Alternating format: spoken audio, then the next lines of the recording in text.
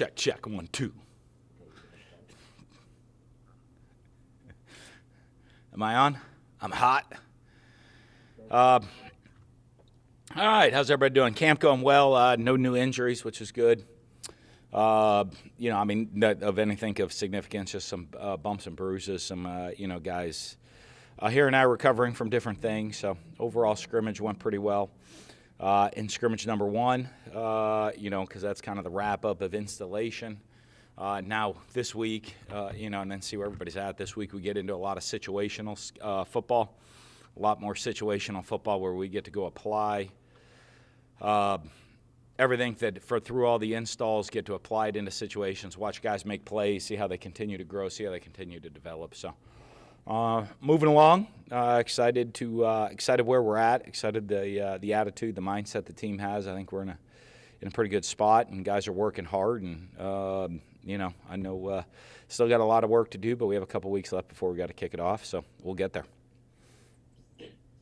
Edgar. Hey, Dan. Hey. So how much can you glean from one scrimmage and not put too much into that, or have your players if one struggled or performed quite well? Yeah, to me, I don't view it team-wise. I view it very individually of where we're at. Where we're at. I mean, you do a group and who's working well together. There's a lot of guys that I've seen that have played a lot of football. In a lot of times they're working to get themselves to the point where they're ready to go play. A little sweaty. So they're working to get themselves ready and game ready to go play. Other guys are getting ready to show that they're ready to go on the field and make plays in their performance. And I think everybody gets so caught up, to me, and I talked to our team about this, is, hey, I'm fighting for a starting job. I don't ever view that. I told our guys, maybe we'll just rotate starters from one week to the next to stop worrying about it. Worry about if you are ready to go play and you're ready to go be in the rotation. And a lot of that is finding, where we're at different positions within the rotation. To go do things, and our guys performing and executing the offense, defense, and special teams where we need to be to get ready to go play games. So it's kind of that, and if a guy has it's just part of the big picture of the evaluation. But it is a good part because, you're in the stadium. If all of a sudden, if guys do really, really well at practice and then every scrimmage they really struggle, is there an issue when the lights come on? You know what I mean? And then if guys perform at a high level at the stadium but not so much a practice, why is that, and how do we get them to improve as a practice player for consistency purposes? So Dan, I know you don't like singling guys out, so I'm not even going to ask that, but Emory specific. Yeah, if you ask about specifics, I don't like just, this guy's special. If you ask specifics, I'll tell you. Anybody you want to know? Okay, sure. Well, then Emory, do you notice a difference in the timing with him and receivers? Speaking to him this offseason, since spring to now, it sounds like they put in a lot of work, multiple days a week and nights and all that stuff. I do. I think you see the things with that those guys and the timing they have, the work they put in. Emory's obviously, one of the things we're always on him is consistency of performance, but you also have to play to his strengths, and one of the things, he has he had into Kabul delivering our troops and hauling cargo. This is an important point. The numbers today are in. There we go. Oh, I thought you guys were going to get. Hey, that's one of those above my pay grade type deals again, man. I'm just coaching some football right now. But back to the timing stuff you've noticed. I think one of the big things with Emory is it is, and I think he's going to make some explosive plays out there, and you want kind of consistency and efficiency all the time. And that might not be his game every play. He's going to miss some things here and there, but he's going to make some explosive things on the other side of it, if that makes sense. All of a sudden you're like, boy, we got to hit that 90% of the time, and he might be in the 80% of the times hitting something. But there's other things he can do that is so electric and that he can create that you don't want to kind of box him in. You want to let him play to his strengths. Obviously, I think his timing with the guys have got better. His control and understanding of the offense, his reads, I think, have gotten much better of where he's going with the ball. And then his ability to create and make plays is pretty special. Thank you, Dan. Yeah. Cassidy. Go specifics. I've got a roster. I mean, we can just go down one by one. Holy cow. Yeah, but I'd like to, this is my one night I get to have dinner with my family, so I won't let you do that. Okay, we'll keep it short. And now, like you said, the scrimmage is more about individually, but based on your, going back and watching it, was there did the defense win? Did the offense win? How did it kind of Yeah, I don't view anybody winning. I know people get into that. I just view in performance, were we executing? What were we trying to get out of it? Because you're not going in. I mean, we're 0-0. We had a scrimmage last night. The team's still 0-0. After next Sunday scrimmage, we'll still be 0-0. So as a coaching staff, that's what's important to it. There are certain things we're trying to get in. I'm less concerned about the offense or the defense winning a scrimmage as I am, are we getting what we need out of it in the evaluation of the players, the coaches, and within our execution, and what did we want to see, what did we want to work on? That type of deal of you can sit there and say, okay, hey, boy, we're going to run the quarterback to make sure we win the scrimmage. Or, we're going to run this blitz and we're going to blitz all this or do that. That's just to try to win a scrimmage. That's not what it's about. It's about the complete development evaluation of the team. one specific person question then though? Based on just pure history, it seems like Justin Shorter would be in line to sort of take the next big step in the receiver unit. What have you seen from him? This is a former 5-star, a big guy. Does he kind of understand this is his year? Yeah, I think one of the things that I've seen from him, and if you ask most of the people on our team and even the coaching staff, is his work ethic of, how he comes to work every single day. From the minute he's at the start of practice till the end, he is grinding, giving you everything that he has. And the great thing of that is you see it in the results. I think he's playing at a much, much higher level than he did last year, much more consistent level, much bigger playmaker level than he did last year. And, it's not a surprise with how hard he works day in and day out that you see that improvement. Dave? Coach, how's Brenton Cox's progression so far and bouncing back from that surgery, and who's stepping up while he's trying to recover and kind of come along at the same time? Yeah, he's doing pretty good. He's getting his work in, getting ready to go play. Obviously, he's played a lot of football, so it's not like a big deal. I didn't have him take any reps in the scrimmage last night. I've seen him play in the swamp before, so that's not a necessary step for us with where we're at right now. With that though, it gives other guys opportunities out there, where you see like Antoine Powell really stepping up, Lloyd Summerall, some of these young guys now get an opportunity to take that next step to get themselves, working themselves into a rotation and earning reps. One more. You mentioned him last week for special teams, but Jamarcus Weston, I know going back in the spring, you mentioned his speed and what he can bring to the receiver position. Any more progress along with him? Yeah, I think he did. He had a good night last night, a touchdown catch. Did a good job really growing into a good job, learning to be a return specialist guy as well, and getting comfortable doing that. So you're continuing to see the growth in his steps and what he's continuing to do to build, and to become the type of player I know he can be. He's got a lot of potential, and we just want to continue to grow and nurture that potential into performance on the field. Thank you. Ethan? Hey, Coach. We often hear early in fall camp about how the defenses are ahead of the offenses at this point. From your experience, is that typically how it works? And if so, what is it about the offense that takes a little bit longer to get going than the defense? Yeah, I don't know that that's the case. I just think it depends on what you're doing within installation from a day-to-day deal. You know what I mean? And hey, we're installing this or they're installing that, and we know strengths and weaknesses. So, there's certain things that you'll install offensive-wise that are going to be really good against the defensive plan they have in that day and vice versa. And you use that to teach why it's good and why it's bad. So I would think that's more it than anything else. Goldie? Yeah, Dan, I was curious, the O-line, how do you feel like that group's coming together after the first scrimmage? It's good. Michael Tarquin's missed a couple of days. But he'll be back hopefully tomorrow. And then so you have the trickle down effect. But I think overall they're doing pretty good.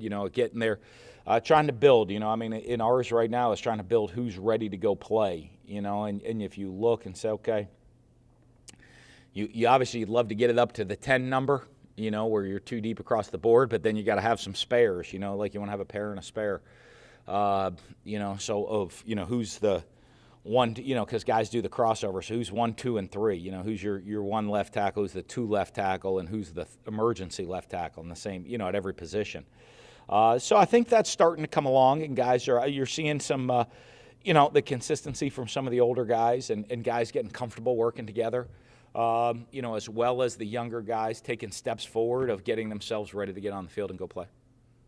And then you guys going into year 4 now, you've had a chance to see some of your guys start to develop. What's your sense on how O-line recruiting's going and kind of developing? Pretty good.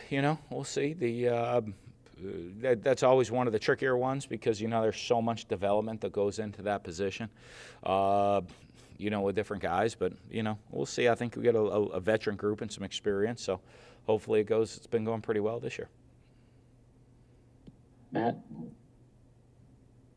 Dan, with Felipe Franks, your thing with him was kind of not just making the spectacular play, making the unspectacular play. Mm-hmm. And then I just heard what you said with Emery and not wanting to kind of box him in. How do you kind of balance that? Does that make sense? Well, yeah, I think it is. I think it's playing to the strengths because you still have to make the unspectacular plays. You still have to manage the offense, and take what they give you, if you will, and so that gets into making the simple plays on a consistent basis. And that's how that works. And so your quarterbacks always have to do that. Guys sit there and say, okay, hey, I want to just, I'm going to launch the ball deep every single play. Well, then if you're giving you triple coverage, you better be able to check the ball down as well. And so I think that's part of it, of being able to make sure that's more managing the offense in that way. And a guy like Emery, the same way, he's got to do a good job managing the offense. And, you're going to miss on one or two things here or there to take some other things. It's all playing to his strengths. I think he's a very different quarterback than the guy we had last year. Extremely different, does some things way better, some things not as good, and our job as coaches to make sure we're putting him in position to do the things that he does well. Is it at all challenging as a coach knowing, like you said, the play might normally work 90% of the time? With Emery, it's going to be 80, but you're making something up for that? Yeah, you got to understand that. You know what I'm saying? That's the part of the coaching, and that's part of the strategy that goes into it also, of us and going on to the next play. That's such a huge aspect to it all, of looking at it and saying, okay, hey, here's our completion percentage, here's what we're going to do, here's the type of routes we're going to use for it, and then how does his legs and his scrambling ability, what pressure does that put on the defense, what defenses are going to see. There's a lot that goes into it with that aspect of it, and understanding what he's going to bring to the table and what effect that has on the defense, and making sure that we sit there and say, okay, I could run the exact same offense that we ran last year with completely different personnel, and it probably wouldn't work. So making sure that we're going to do what he does well and calling the plays that are going to put him in a position to be successful. Gotcha. I just want to make sure I was understanding you. Thank you. Oh, yeah. Buddy.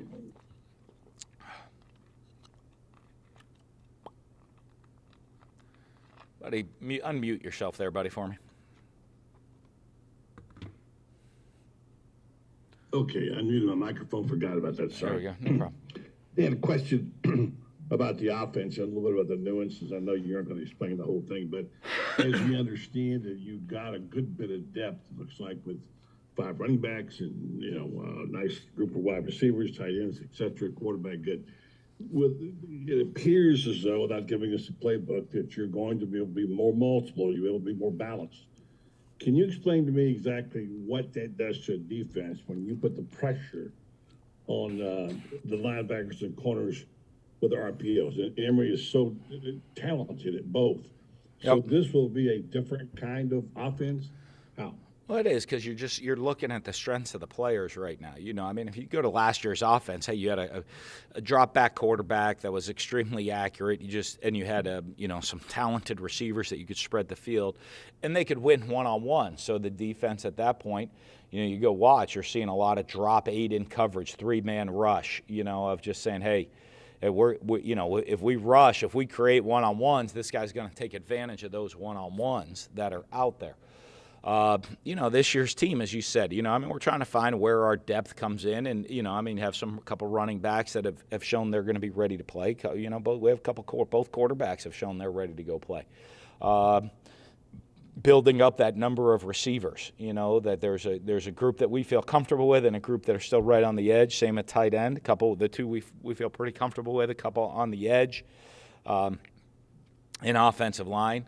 Probably 6'7", 7-ish we're getting comfortable with, and a couple more right on the edge, and to get it there. But what you do is it's just gonna change. You're gonna be a different scheme, and so you have different guys, different playmakers. You're gonna put guys in different position that are out there on the field. Obviously, the threat of quarterback run, whether it be a design quarterback run, whether it be an option run, or his ability to go scramble, puts a lot of difference and a different type of pressure on the defense. And as you put on different personnel groupings. Last year that you looked at the tight end position, and Kyle Pitts was a guy that, we'd move around to play a lot of different positions on the field. This year the guys that are probably the multi-position guys are, and Kadarius Toney. Those are guys that they run. Is he playing running back on this play? Tight end, slot, motion them into the backfield, receiver. Where are they playing? This year, but last year, and you had all those, but you always knew exactly where the quarterback was going to be. Okay, this year you have, maybe the running backs are going to be guys with a little bit more multiple abilities to do different things on the field with the skill set that way, and certainly the quarterback. You got to figure out, you better know where the quarterback is. Last year you always knew exactly where he would be every play. This year you have no idea where he's going to be, and you better account for him. So it just puts a totally different pressure on the defense.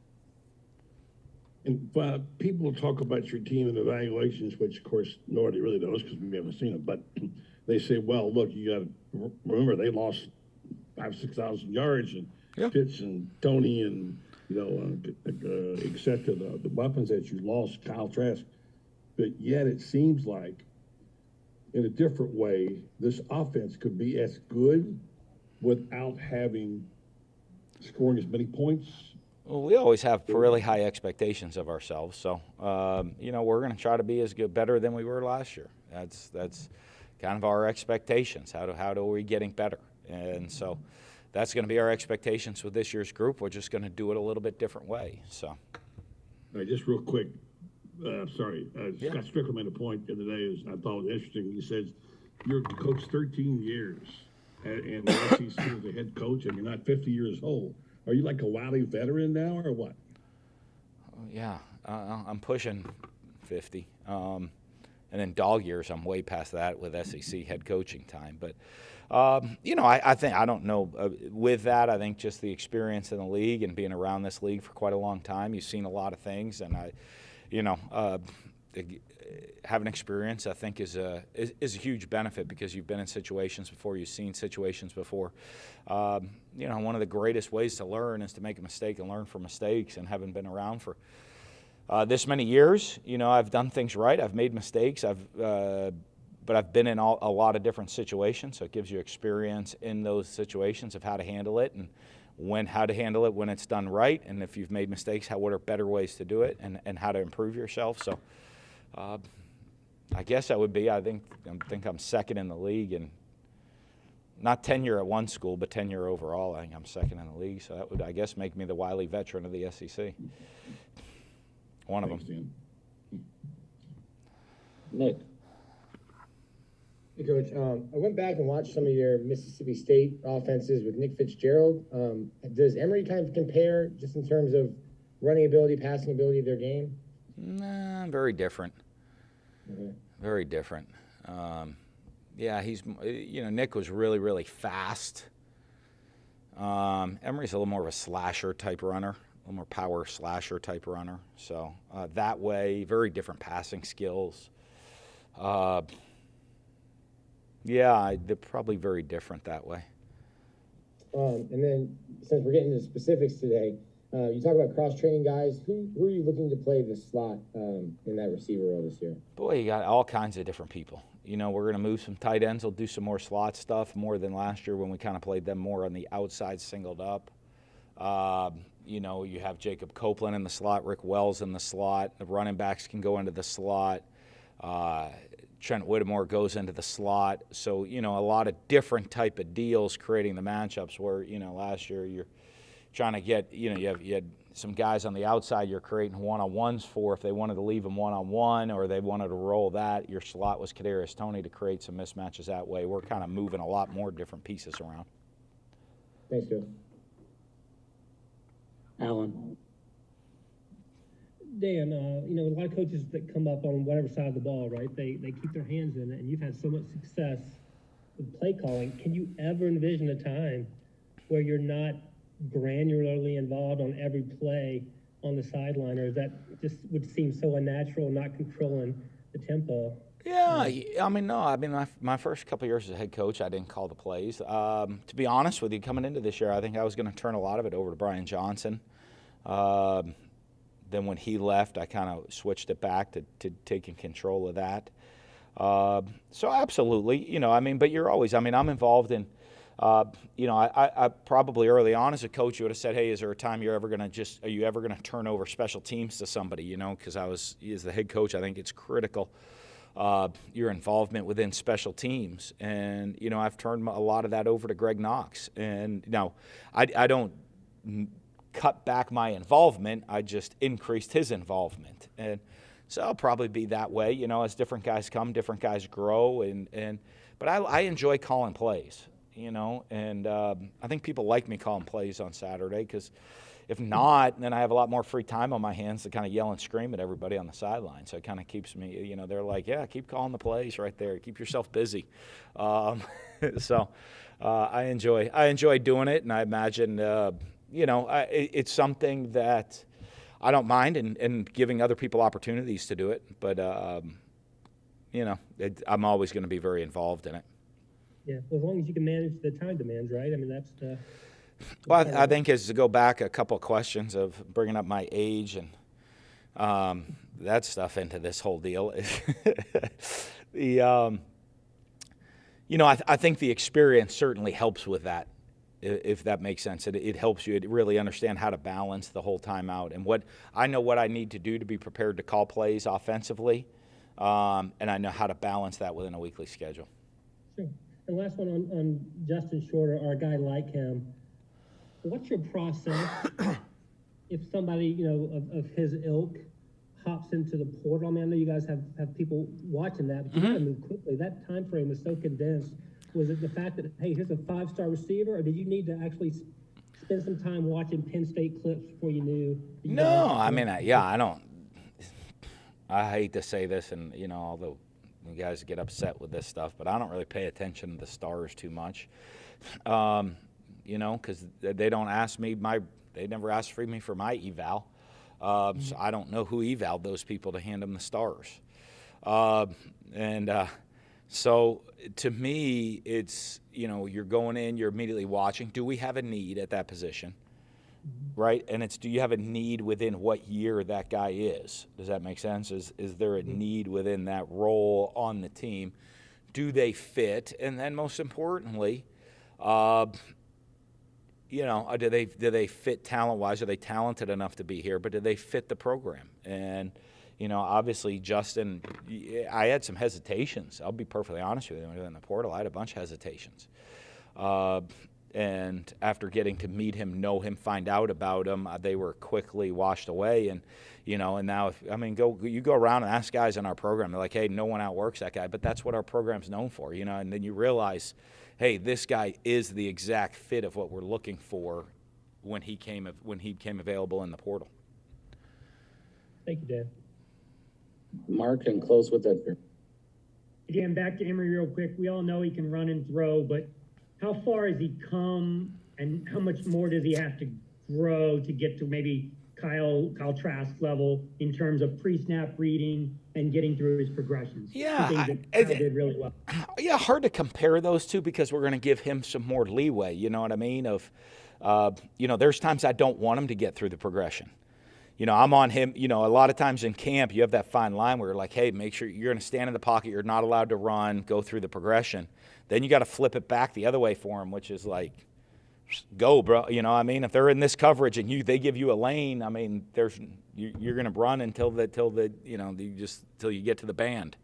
And, and so he, there's that aspect to it. But I think he does. You go through the scrimmage last night. I thought his decision making was really good. I think he had made some really good decisions.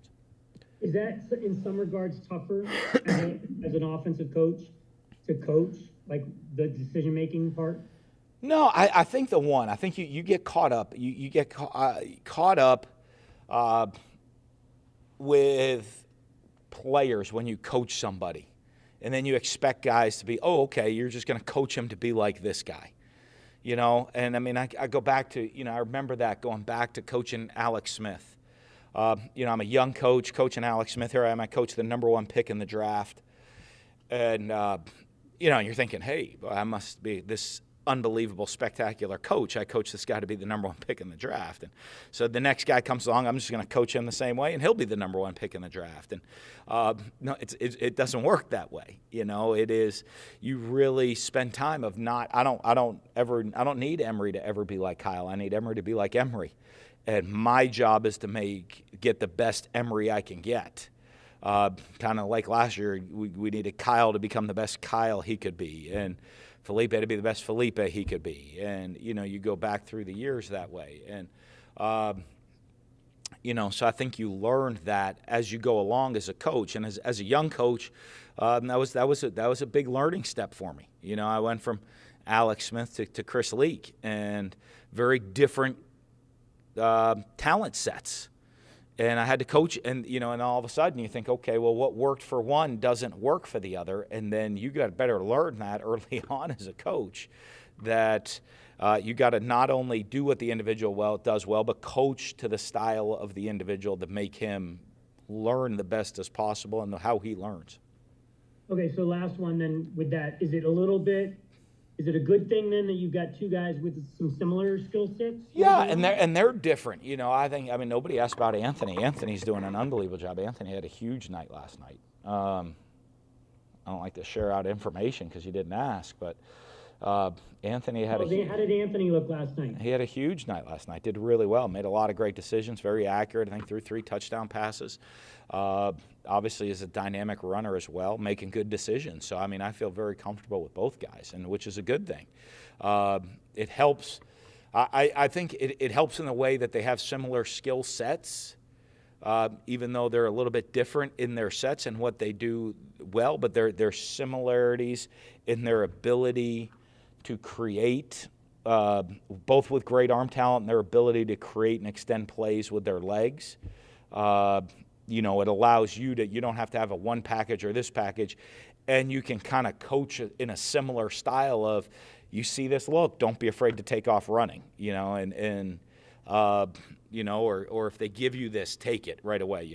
There's things, hey, if they give us this look, we want to take this play every time because, this is a problem for them, and both of them have that skill set that they can execute it. Dan, you're killing me, man. Why? There's like 8 follow-ups you left out there on the table. But I'm only going to ask a couple. Okay. Hesitations on Shorter? What was that? You never know. Here's a guy that was a 5-star recruit, and he's transferring. We called up there. I think he was being recruited when we first got here. I maybe had a conversation with. I think that's what it was. But anytime somebody goes in the transfer portal, the question's why. So there's always the initial hesitation. Why is this guy in the portal? What made him go into the transfer portal that way? And here's a guy from New Jersey that's this 5-star recruit, and what's the whole reasoning behind him being in the portal? And so I'd always have some hesitation about that stuff. No, that makes perfect sense. Emory, best Emory. You said best Emory he can be. What does that look like in your mind? A guy that's going to go out there and lead the offense, manage the offense, make good decisions when we need him to make a good decision, and find the balance between when it is to make the average play and when it is to go let your talents do something spectacular, and find the balance between those two. Well, the one question I actually did have till you left all this out there was Lorenzo Lingard. Mm-hmm. What was why did he struggle to get on the field last year? And I know there was guys in front of him, but what has he done better, and what are his chances to make an impact this year? Yeah, I think he's taken huge strides, so I think he'll make an impact this year. I think he's worked his tail off. I think, a lot of guys get into is, are you executing at an extremely high level? I think people look and say, okay, hey, run Lorenzo to the left and just tell him to run left and hand him the ball and go run. There's a lot more to the running back position than that. You got to be able to catch. You got to be able to protect. You better understand the blocking schemes, or you're going to make the offensive line look silly because you're not hitting the hole with the right timing, okay, or in the right location, or reading the blocking scheme the right way. So I think there's an awful lot that goes into the running back position just beyond talent. And I think Lorenzo's a guy that obviously has worked really hard at his talent, has played hard, and I think has really had a good training camp. But I think he now is, the light came on also of him understanding the other aspects of what is needed from the running back position to be able to play at an extremely high level. I think if you ask me, the best thing I saw our running backs do last night was pass protection. So, and if you're not going to do that, or you don't understand your protections, or you don't know your protections, that makes it really hard for us to execute offensively. That immediately puts the ball snapped and the quarterback just taking off scrambling for his life if the running back doesn't know his protection. So, there's a lot that goes to that position that I think people don't always see. Have a nice dinner. Thanks for all the time. Thank you, guys. We'll see y'all. Have a great night.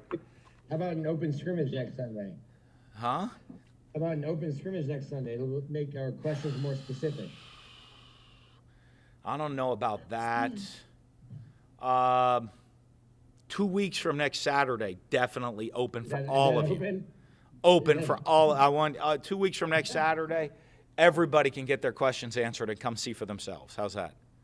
You're a salesman. All right, see y'all. Thanks, Coach.